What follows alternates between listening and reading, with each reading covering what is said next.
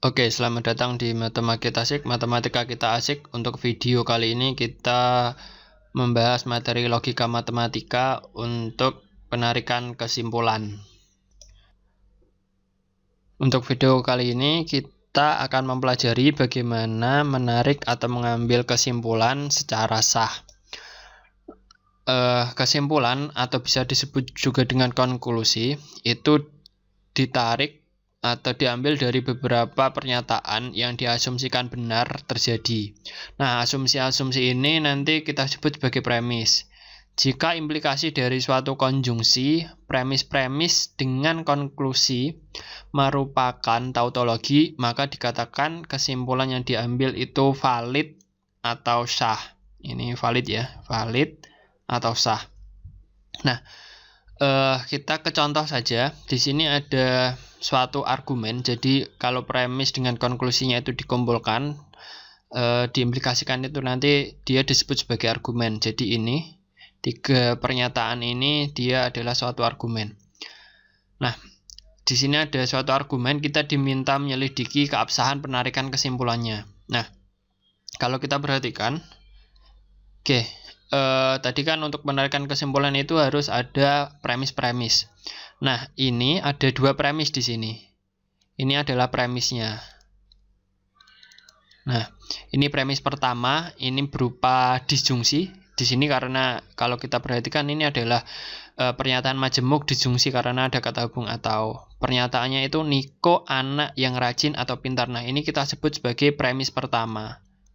P1 misalkan. Nah, kemudian di sini ada pernyataan berikutnya, premis selanjutnya yaitu Niko anak yang tidak rajin. Nah, ini adalah premis yang kedua. Nah, kemudian yang terakhir, jadi Niko anak yang pintar. Ada kata jadinya ya, jari-jarinya biasanya. Ini adalah suatu konklusi atau kesimpulan. Biasanya bisa disimpulkan dengan titik 3 seperti ini. Atau bisa juga ditulis dengan konklusi gitu. Nah, kumpulan dari premis-premis dan kesimpulan ini yang nanti diimplikasikan itu berupa apa, itu disebut sebagai argumen. Nah, suatu penarikan kesimpulan dia katakan sah jika argumen tersebut merupakan suatu tautologi. Atau bisa dikatakan argumen tersebut harus benar untuk semua kemungkinan. Nah, pernyataan ini atau argumen ini ya, jika kita tuliskan dalam notasi-notasi, ini sudah saya buatkan di sebelah kanan. Kenapa bisa jadi seperti ini? Perhatikan, untuk premis pertama ini kan ada pernyataan majemuk. Pernyataannya ini terdiri dari ini. Pernyataan pertama ada ini, Niko anak yang rajin. Nah, misalkan ini saya beri nama pernyataan P, kemudian ini ada pintar. Sebenarnya ini kalau ditulis lengkap itu kalimatnya adalah Niko anak yang pintar. Nah, misalkan ini saya beri dia nama Ki. Kemudian ada ini premis yang kedua, Niko anak yang tidak rajin. Nah, perhatikan di premis pertama, di sini kan ditulis ada Niko anak yang rajin itu P. Nah, kalau Niko anak yang tidak rajin ada kata tidak, berarti ini adalah negasi dari pernyataan di atasnya. Berarti Niko anak yang tidak rajin ini adalah negasi P. Nah, kemudian ini ada kesimpulannya, Niko anak yang pintar. Niko anak yang pintar itu adalah Ki. Nah, ini adalah Ki. Nah, jadi kalau dituliskan menjadi seperti ini, premis pertamanya P atau Ki. Premis keduanya negasi P, konklusinya Ki. Nah, ini kalau kita tuliskan argumennya ini adalah ini ya, jika implikasi dari konjungsi. Nah, implikasi dari konjungsi premis-premis. Nah, premis-premisnya ada 2 premis, ini kita konjungsikan. Nah, premis pertamanya dan premis kedua dikonjungsikan, berarti diberi tanda hubung dan. Nah, premis pertamanya itu P atau Ki. Nah, ini dikonjungsikan dengan premis yang kedua, berarti dan. Premis yang kedua itu negasi P. Nah, ini kita kurung. Ini diimplikasikan dengan konklusinya. konklusinya. Nah ini, jika implikasi dari konjungsi premis dengan konklusinya ini merupakan tautologi, nah implikasinya berarti ini Q. Nah jika ini nanti jika ini nanti menunjukkan dia suatu tautologi, maka pengambilan kesimpulan ini dia sah atau valid. Nah untuk ngecek ini dia tautologi atau tidak, kita bisa menggunakan tabel kebenaran. Nah ini kita buat tabelnya. Nanti ini saya taruh di sini ya. Berarti untuk menentukan ini kan kita harus tahu nilai kebenaran dari masing-masing pernyataan. Kita mulai dari semua kemungkinannya, karena hanya ada 2 pernyataan yaitu P sama Q, berarti ada 4 kemungkinan. Kita buat BBSS, BS. Nah, di sini ada negasi P, berarti kita negasikan P. Yang awalnya benar berarti menjadi salah, yang salah jadi benar. Berarti ini S, B. Kemudian kita membuat premis pertama. Premis pertama itu P atau Q. Nah ini ya, P atau Q. Kita tentukan nilai kebenarannya, kita disjungsikan P dan Q-nya. Berarti ini dari sini ke sini. Nah, benar atau benar. Benar atau salah. Benar, salah atau benar. Benar, salah atau salah. Salah. Ingat, untuk disjungsi dia akan bernilai benar jika salah satunya itu ada yang benar. Atau dalam kata lain, dia bernilai salah jika kedua pernyataannya salah. Selain itu pokoknya benar gitu. Nah kemudian premis keduanya itu negasi P, dan ternyata sudah kita buat nilai kebenarannya. Nah sekarang langkah pertama kita konjungsikan premis-premisnya. Premis pertama itu ini P atau Q, premis keduanya negasi P. Ini kita konjungsikan. Ini saya tuliskan di sini. Berarti dari sini ke sini. Nah, benar dan salah. Salah, benar dan salah. Salah, benar dan benar. Benar, salah dan benar. Benar. Ingat, kalau konjungsi itu dia bernilai benar jika kedua pernyataannya bernilai benar. Selain itu dia salah. Nah, sekarang tinggal kita implikasikan premis-premisnya dengan konklusinya atau kesimpulannya. Ini premisnya itu ini, gabungan dari premisnya itu ini ya. Terus konklusinya ini kita implikasikan. Bentar saya ganti warna dulu. Nah, dari sini diimplikasikan ke konklusinya yaitu Q. Nah, sekarang jika salah maka benar, berarti nilainya benar. Jika salah, maka salah, berarti nilainya benar. Jika benar, maka benar, berarti nilainya benar. Jika benar, maka salah, berarti nilainya... Loh, ini kalau salah. Oke, sebentar. Kita ada yang keliru. Saya cek kembali. Oh ya, ini kan konjungsi. Salah dan benar ini berarti nilainya itu salah. Ini salah ya sebenarnya. Nah sekarang kita lanjutkan. Jika salah maka salah itu nilainya benar. Ingat, untuk implikasi dia akan bernilai salah jika pernyataan pertamanya benar, pernyataan keduanya salah. Selain itu nilainya benar. Nah kalau kita lihat ternyata argumennya itu dia merupakan suatu tautologi. Maka bisa kita simpulkan bahwa pengambilan kesimpulan dari argumen ini dia adalah valid atau sah. Nah, untuk cara penarikan kesimpulan, nanti saya kenalkan ada 3 macam penarikan kesimpulan. Ada 3 modus.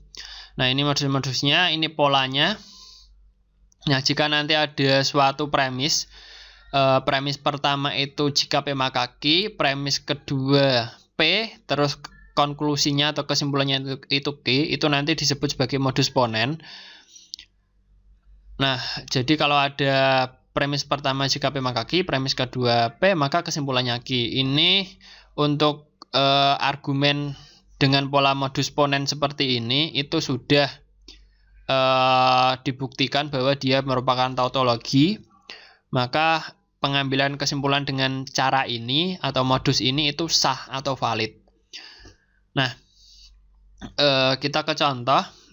Kalau nanti kalian ini mau membuktikan ini argumen ini benar atau salah, tautologi atau bukan, bisa kalian coba seperti cara menggunakan tabel kebenaran seperti tadi. Nah, ini ada contoh, ada premis pertama. Premis pertama, jika Dio kesiangan maka terlambat. Premis kedua Dio kesiangan. Nah, kita diminta menentukan kesimpulannya. Kalau kita perhatikan premis pertama ini suatu implikasi. Misalkan ini pernyataan pertamanya, Dio kesiangan. Kita beri nama pernyataan P.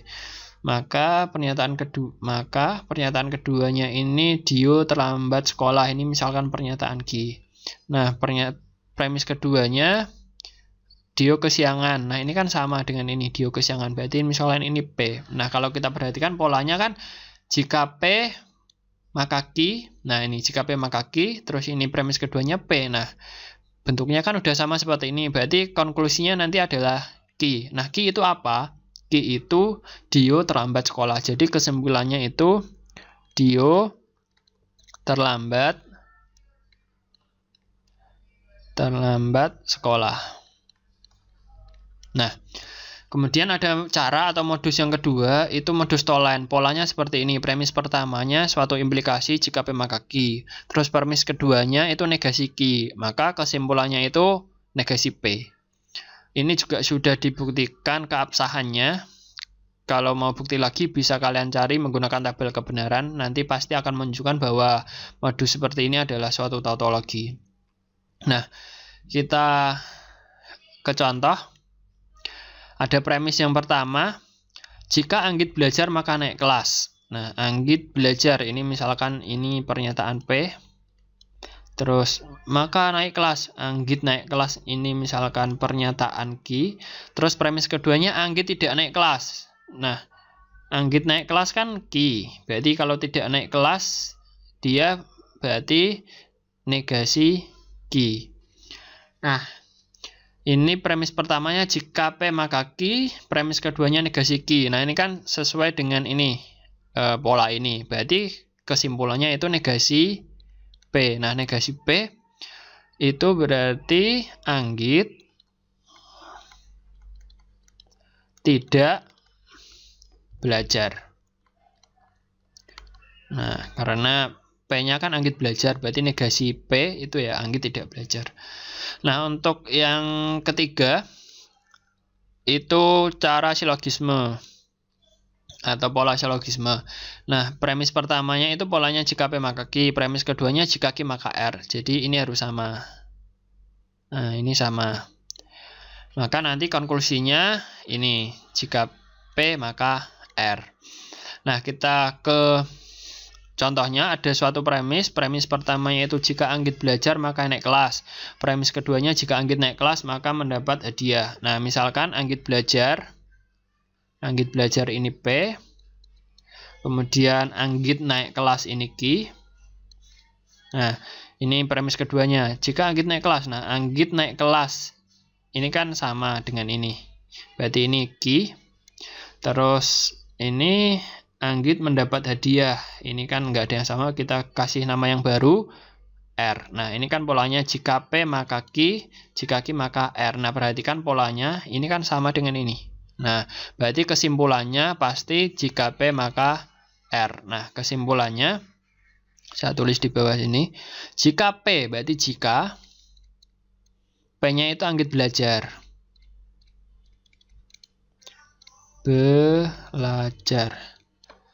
Maka R itu apa? R itu mendapat hadiah. Anggit mendapat hadiah. Maka saya tulis bawahnya ya.